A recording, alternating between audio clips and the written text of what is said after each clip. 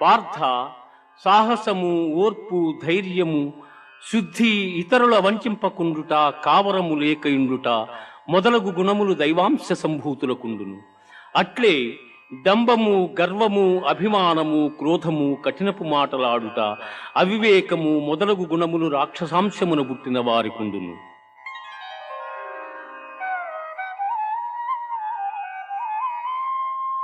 త్రివిధం నరకస్యేదం ద్వారం నాశనమాత్మనః కామక్రోధస్తథా లోభః తస్మాదేతత్రయం త్యజేత్. కామక్రోధ లోభములు ఆత్మను నాశనము చేయును. అవి నరక ప్రాప్తికి హేతువులు కావున వానిని వదిలివేయవలెను.